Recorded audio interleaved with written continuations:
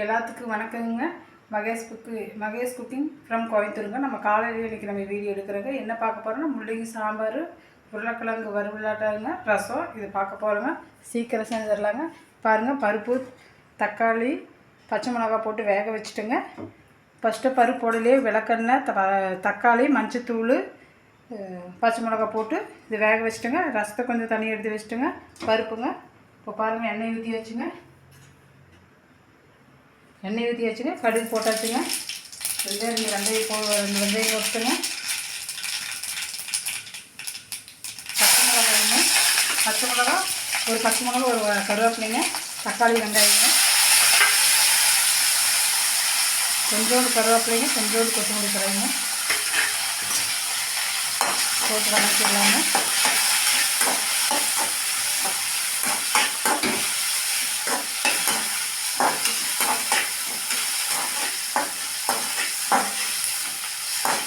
நல்லா வதங்கிட்டுங்க, அந்த பச்சை வாசனை வர வரைக்கும். இப்போ முள்ளங்கி போட்டாங்க. முள்ளங்கி போட்டு நல்லா வதங்கிட்டு இருக்குதுங்க. அந்த முள்ளங்கி நல்லா பச்சை வாசனை போகிற வரைக்கும் வதக்கணுங்க. அப்புறம் அது சாம்பார் டேஸ்ட்டாக இருக்குங்க. வெயில் காலத்துக்கு இந்த மாதிரி முள்ளங்கி, பீக்கங்காய், சொரக்காய், பூசணிக்காய் இதெல்லாம் அடிக்கடி நம்ம உணவு சேர்த்திக்கணுங்க. குழந்தைகளுக்கு இந்த மாதிரி கொடுத்தா இந்த வெயிலுக்கு இந்த மாதிரி காய்களை கொஞ்சம் எனர்ஜி தருங்க.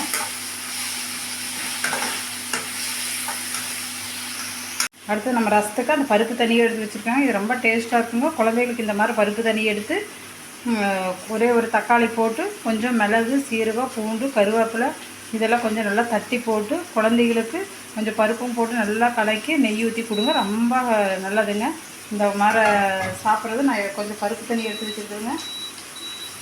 நான் பருப்பு வேகலையே 2 தக்காளி, தக்காளி, ஒரு பச்சை மிளகா, இத்தினோடு புளி போட்டிருக்கிறேங்க. போட்டு இதை நம்ம மிக்சியில் போட்டு இதை அரைச்சிக்கலாங்க. நான் அரைச்சிட்டு காமிக்கிறேங்க. நல்லா வதங்கி முள்ளங்கி நல்லா வதங்கிடுச்சுங்க. இதை ஆஃப் பண்ணிவிட்டு எடுத்து கொட்டிக்கிறாங்க.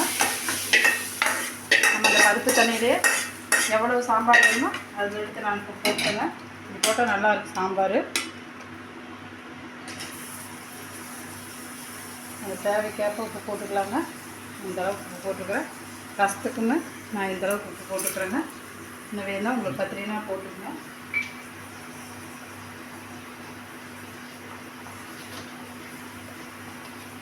சாம்பார் தூள் 1 ஸ்பூன் போட்டுருக்குறேங்க.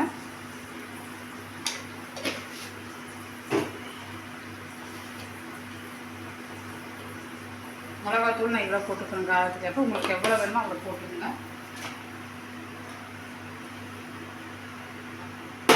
பார்க்கலாமா? கொஞ்சம் சாம்பார் வேகிட்டு இப்போ நம்ம ரசத்துக்கு பார்க்கலாம்.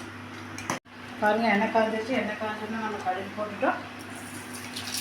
2 வரமிளகாயும் போட்டுட்டோம்.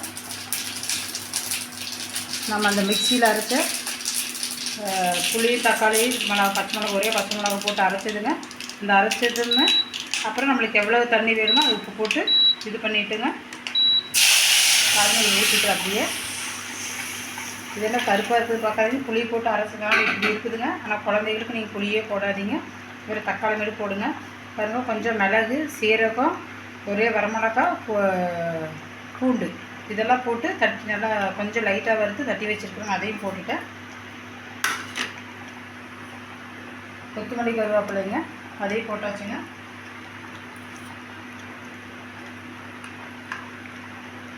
பெருங்காயத்தூளுங்க போட்டாச்சுங்க. இப்போ பார்க்கலாங்க ரசம் எப்படி ரசம் பொங்கி வரட்டுங்க. நான் பார்க்கலாங்க. அப்புறம் பாருங்கள், இப்போ சாம்பார் நல்லா கொதிக்குதுங்க. இந்த கொதிக்கிற ஸ்டேஜுக்கு புளி ஊற்றியாச்சுங்க. கொஞ்சம் பெருங்காயத்தூள் போட்டுடலாங்க. கொஞ்சம் கொத்தமல்லி, கருவேப்பிலையும் போட்டுடலாங்க. சாம்பார் சூப்பரான சாம்பார் ரெடிங்க. ரசம் பாருங்கள் பொங்கி வர ஸ்டேஜுங்க. நுரக்கட்டி வருதுங்க. இந்த நுரக்கட்டை வர இந்த ஸ்டேஜில் நீங்கள் ரசத்தை ஆஃப் பண்ணிடுங்க.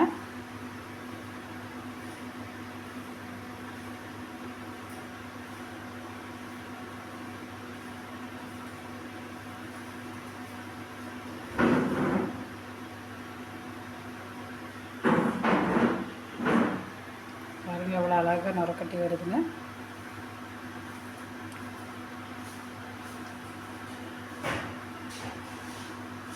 ஒரு 5 நிமிஷம் நம்ம ஆஃப் பண்ணிடலாங்க. போகுதுங்க. அப்போ தான் ரசம் டேஸ்ட்டாக இருக்குது.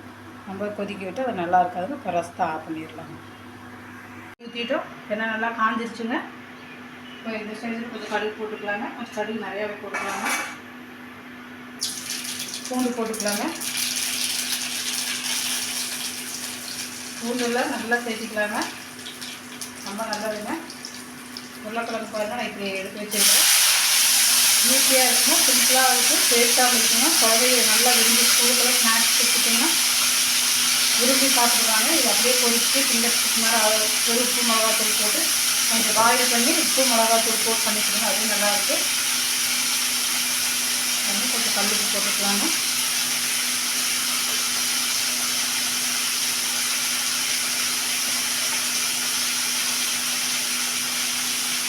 அரைக்கண்டி சாம்பார் தூளுங்க.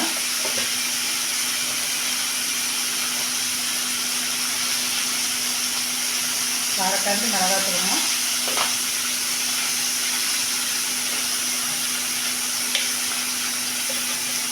கொஞ்சம் மஞ்சத்தூளுங்க. கருவேப்பிலை நிறையா சேர்த்துக்குங்க. கருவேப்பிலை எந்த அளவுக்கு சேர்க்குறீங்களோ அந்தளவுக்கு குழந்தைகளுக்கு கண்ணுக்கெல்லாம் நல்லாதுங்க. முடி நல்லா வளரு. நல்லா ஹெல்த்தியாக இருக்கும் கருவேப்பிலை. பாருங்க, சாப்பாடு நல்லா இருக்குது.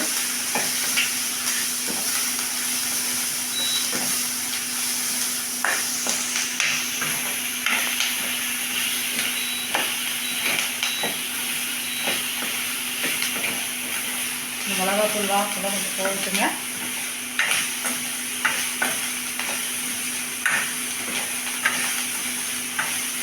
சீக்கிரட்டாக ஈஸியாக செஞ்சிடலாங்க.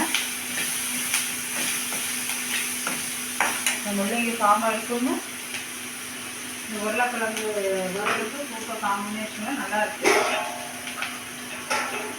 கொஞ்சம் தண்ணி ஊற்றி வச்சிடலாங்க. அது வேகிட்டுங்க நம்ம பார்க்கலாம்.